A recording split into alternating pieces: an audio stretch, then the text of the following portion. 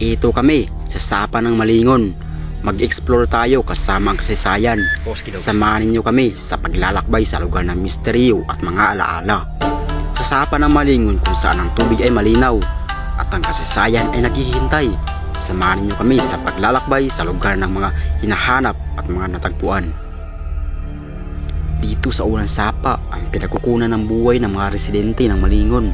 Noon, ito ang aming pinakalagang lugar para sa pagkuha ng tubig. May mga kwento ng mga nilalang na hindi pangkaraniwan na nagdudulot ng takot sa mga lokal. Ang Sapa na dati buhay at masaya ay nagiging misteryo at panganib.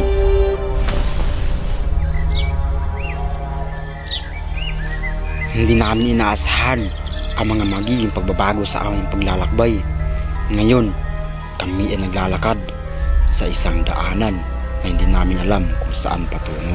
Guys, nawawala kami guys kung saan tayo paron guys dahil napakalawak na gubat to guys. Nawawala tayo kailangan tayo ng location guys. Location guys, ito guys. Ano yan? Ito yung map kung saan tayo pupunta. Nakita mo ba? Is map degree. GPS doon tayo pupunta doon. Doon tayo pare, tara na. Pare, nawala tayo pare dahil wala pong signal dito pare, walang connection pare. Ano yung gagawin natin? Ano lang yung gagawin natin? Pero sige lang, ipapatuloy natin to, ang content na ito para suportahan niyo kami. At ipakita namin na kaya namin maglakad dito sa malawak na kagubatan na walang pagkain, walang signal. Wala kami guys dahil hindi familiar yung lugar guys. Hindi familiar. Ang mga daanan ay nagiging hindi malinaw at ang aming mga paa ay naglalakad sa pag-asa ng pagkakatagpo ng isang bagong mundo. Kami ay naglalakad ng walang tiyak na patutunguhan, ngunit ang aming puso ay puno ng kasiyahan at pagtatanong.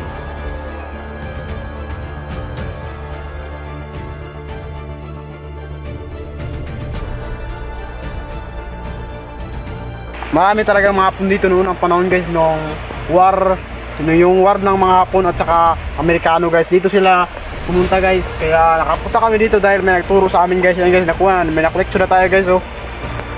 Itago natin to guys. Alalim pa lang dito guys. Pero para sa content guys, kailangan namin makatawid para lang guys makapunta kami sa iba't ibang bahagi ng parte ng kagubatan na ito.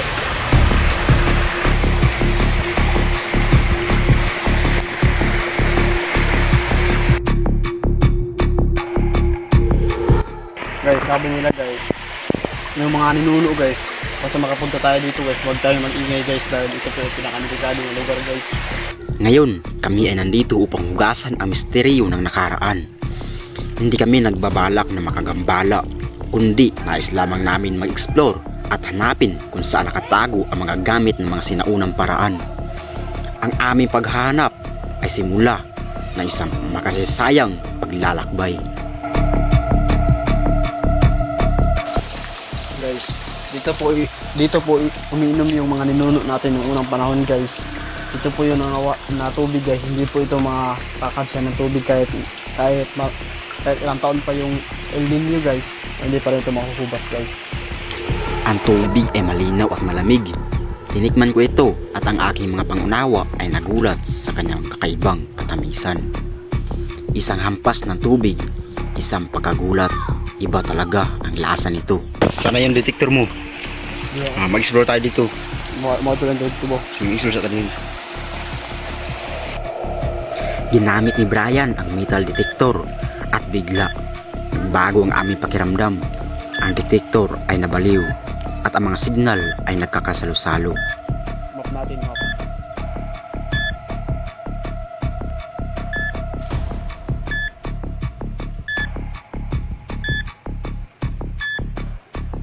Doon sa taas pare, doon tayo. Tara.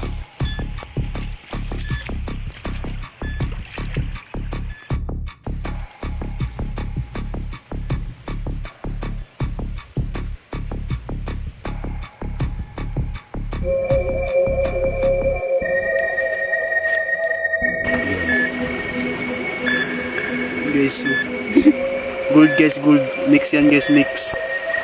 Kritik guys.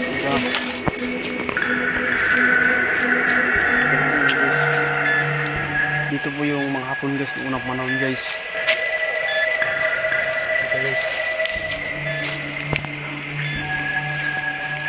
Oh, legit guys. Legit guys. Ano to guys? Ang lalim ito oh. Dito po yung Kaya mo bang puntahan dun? Sa ilalim. Hindi ko kaya idol, parang may basta idol, nakakatakot.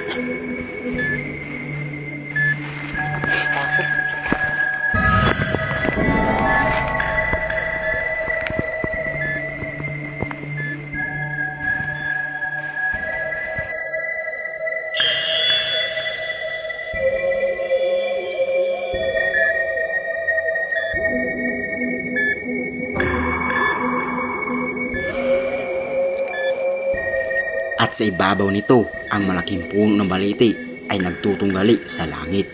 Ang mga sanga nito ay para mga daliri ng isang higanti na kumukunwa sa mga kaluluwa ng mga naglalakbay.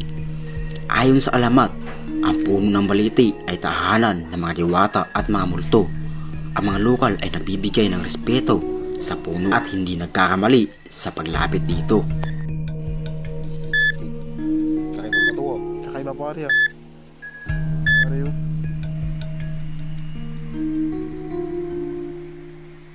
Bumaba kami at titingnan kung ano ang mga lihim na naghihintay sa amin.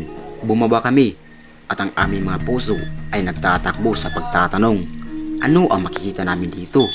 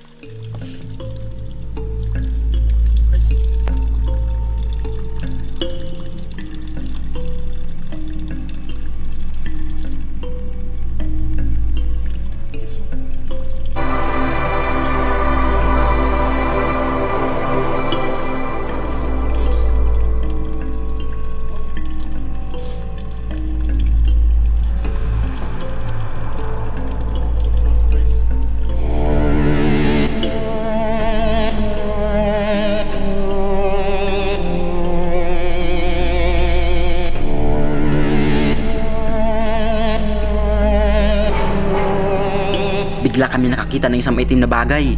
Hindi namin alam kung ano yun. Kaya't nagtakbo kami ng bigla, dala ang takot at kaba.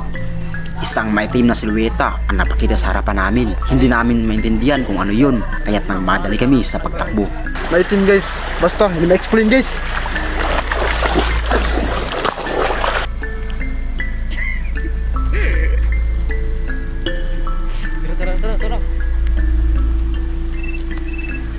Ang araw ay biglang nawala, dumilim ang langit at kami nagmadali sa pag-uwi.